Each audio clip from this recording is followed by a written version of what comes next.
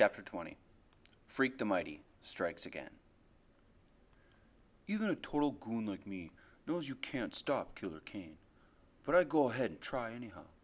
My hands are still numbed out, and I can hardly walk, so all I can do is sort of fall on top of him and try to shove him loose from her. I'm going, "Stop! I see you! I see you, Daddy! Please stop! You're killing her!" He just twitches me away. He's made of iron and steel. He's gritting his teeth and squeezing her neck. You could see the whites of her eyes, and she's not even trying to get away anymore. I try to get in between them, and I'm going, "I saw you kill her! I saw you kill Mom! I never forgot, not ever! I know you did it! I know!" It's like I'm trapped underwater or something, so weak and floaty I can't hardly fight him. Can't pry his fingers loose from my mother's neck, from Loretta's neck, because everything is mixed up, and he's doing the same thing to Loretta Lee that he did to my mom, choking the life out of her. And he's got that same cold killer look because he wants her to die, like he wanted my mom to die, and nothing else matters except what he wants. I'm there in the dark, pushing at him. The light catches her eyes, and I can see her looking at me. She's looking so far away, it's like I'm 4 years old again, peeking out from behind the bedroom door, and then running to bang my little fists at him while the light fades from her eyes. I can't get him loose of her, so all I can do is keep screaming, "I know you killed her! I saw you! I saw you do it! You killed her! I'll never forget! Not ever!" Finally, he kind of jerks his head, and I can feel him looking at me. And then his hands open. Loretta slips away, and I can hear her breathing like a broken bird in the cellar dark. "What?" he says, reaching for me. "Oh, what did you say?" "I saw you do it," I said. "I saw you kill my mother." "You weren't but 4 years old," he says, and now his big hands are starting to curl around my neck, except he's holding me soft. I can feel his heart beating, his cool breath in my face, and it makes me want to fall asleep. "You can't possibly recall that event," he says.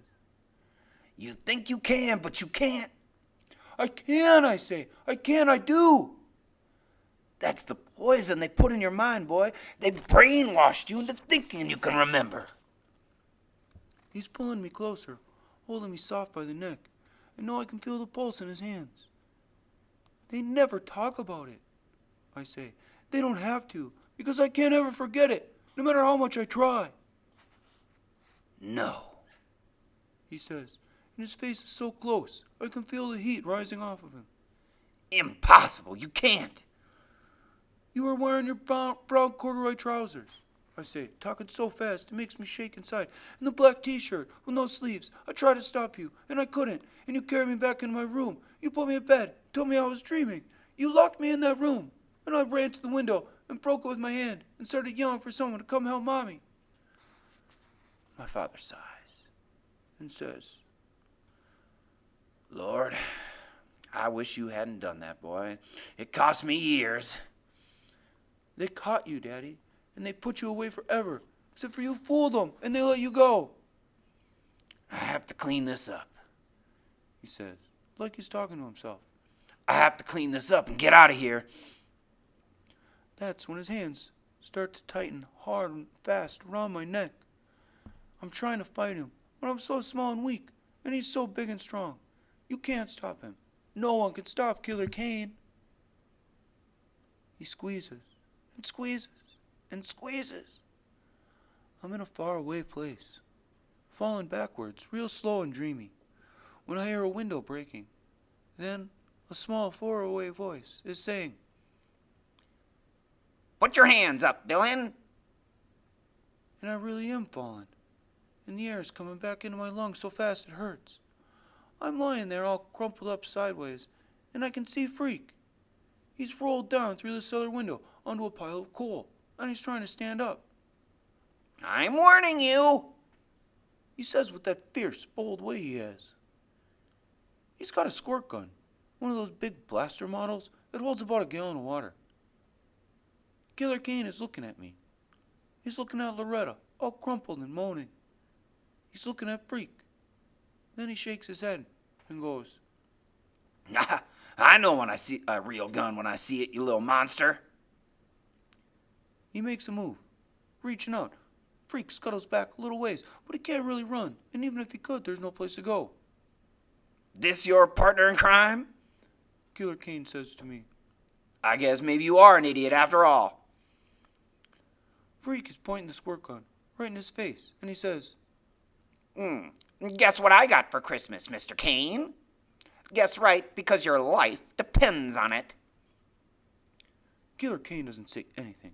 He's just reaching out, real slow, because he knows Freak can't get away. This squirt gun Freak says.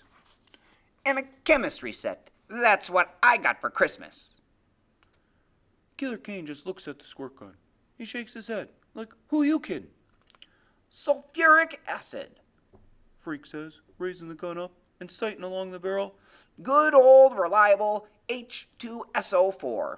An oily, colorless, corrosive liquid used in dyes, paints, explosives, and many chemical experiments. Killer Kane says, You're lying, kid. You can't fool me.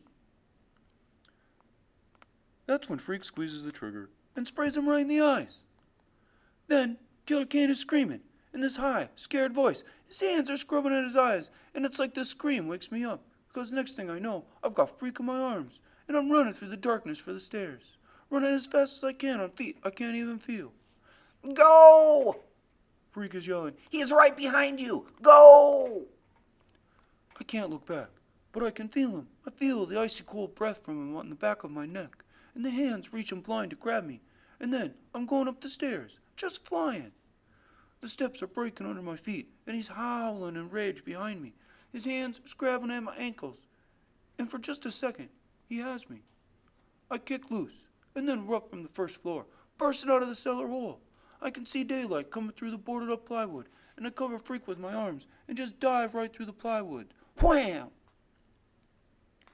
The sunlight blinds me, and we're skitter-rolling through the clean, cold, white snow.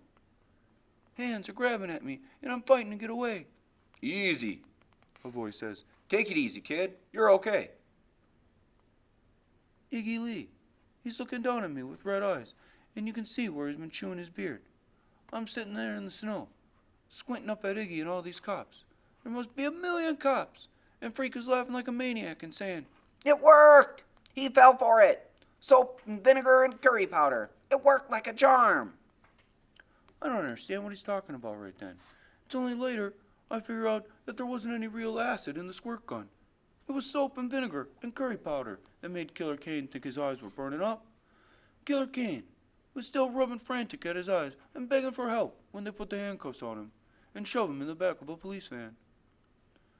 All I've got room to think about is poor Loretta. That's what I'm telling the cops, that she's down in the cellar. I'm afraid no one is listening, but they must be, because right away they're bringing her up out of the cellar, and Iggy is running to her, crying out her name.